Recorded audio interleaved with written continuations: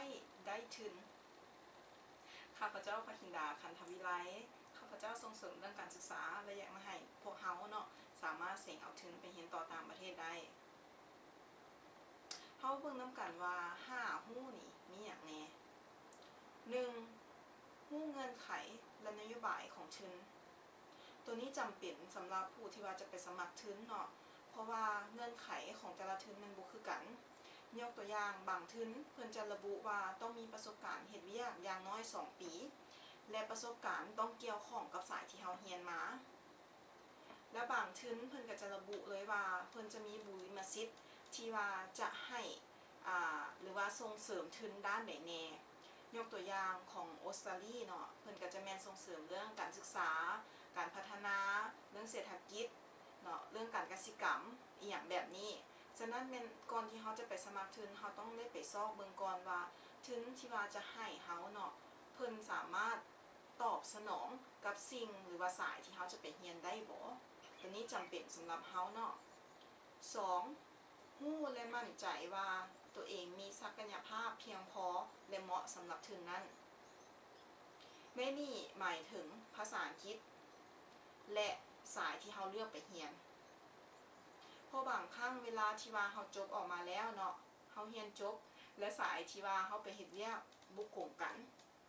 เฮาจะเฮ็ดแนวใดยกตัวอย่างเนาะข้าพเจ้าจบปริญญาตรีสายวิทยาศาสตร์สิ่งแวดล้อมแต่ว่าข้าพเจ้าได้เฮ็ดเวียกในการพัฒนาและข้าพเจ้าบ่ได้เฮ็ดเวียกเรื่องสิ่งแวดล้อมเลยแล้วบัดนี้เวลาที่ว่าข้าพเจ้าจะไปสมัครทุนข้าพเจ้าจะบ่สามารถที่ว่าจะสมัครเรื่องสิ่งแวดล้อมได้เพราะว่าประสบการณ์ที่ว่าข้าพเจ้ามีบ่เกี่ยวข้อง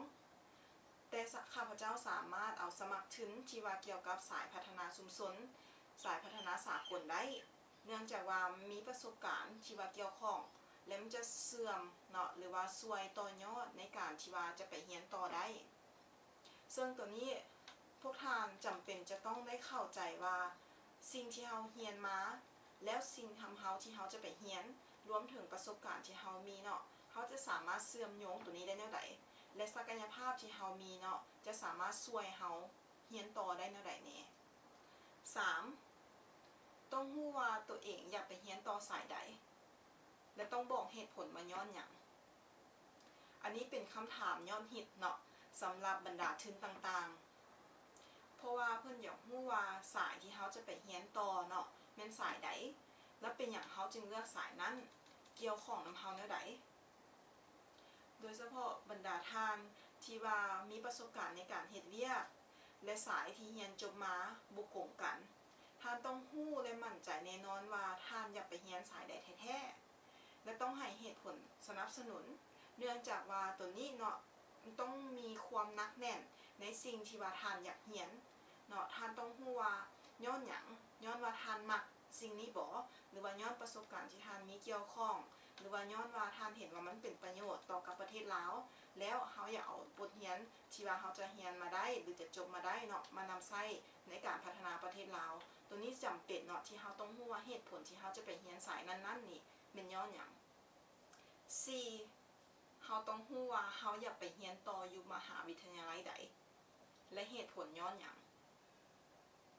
เพราะว่าคือบางทุนเพิ่นจะให้เฮาระบุใส่อยู่ในแบบฟอร์มในการสมัครทุนว่าเฮาอยากไปเรียนอยู่มหาวิทยาลัยใดและย้อนหยังเฮาจึงเลือกโรงเรียนนั้นท่านสามารถเว้าได้ว่าสายที่ท่านเลือกมีอยู่เฉพาะแต่มหาวิทยาลัยนั้นมหาวิทยาลัยเดียวและท่านบ่สามารถเลือกโรงเรียนอื่นได้หรืออาจจะเป็นเหตุผลย้อนท่านมักวิสัยทัศน์ของโรงเรียนท่านอาจจะมักคือรูปแบบการสอนหรือว่าสายวิชาที่ท่านเรียนท่านอาจจะมักใน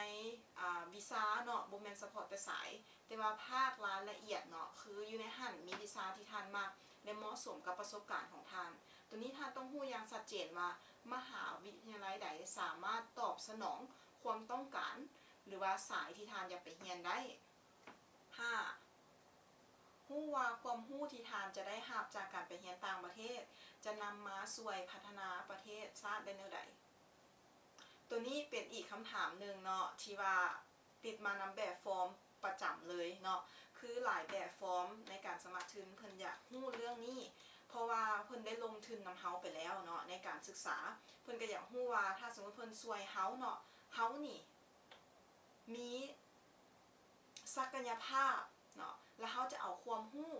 ที่ว่าเฮาเรียนมาได้นี่มาช่วยเหลือหรือมาพัฒนาประเทศเฮาได้แนวใดเพราะว่าเฮาไปในนามของประเทศลาวเนาะและทุนที่เพิ่นเอาให้ก็แม่นอาจจะแม่นทุนของรัฐบาลของประเทศนั้นๆเนาะยกตัวอย่างรัฐบาลออสเตรเลียบ่เนาะแล้ววันนี้อยู่ในนี่เพิ่นก็จะคาดหวังนำเฮาว่าถ้าค่อยส่งหรือว่าค่อยช่วยเจ้าแล้วเนาะเจ้าสิเอาความรู้ของเจ้านี่มานำใช้และพัฒนาประเทศชาติเจ้าได้แนวใดตัวนี้เฮาต้องชัดเจนเนาะเวลาที่ว่าเฮาตอบอยู่ในเจียแบบฟอร์มเนาะก็จะมีเพิ่นจะถามเฮาแต่เฮาต้องได้เว้าละเอียดเนาะว่าเว้าให้มันเห็นภาพได้เลยเพราะว่าตัวนี้จำเป็นถ้าหากว่าเฮาบ่เห็นภาพเนาะว่าเฮาจะเอาความรู้ที่เฮาไปเรียนมาซอยเหลือประเทศชาติได้แนวใดเพิ่นก็บ่สามารถเห็นภาพนำเฮาได้คือกัน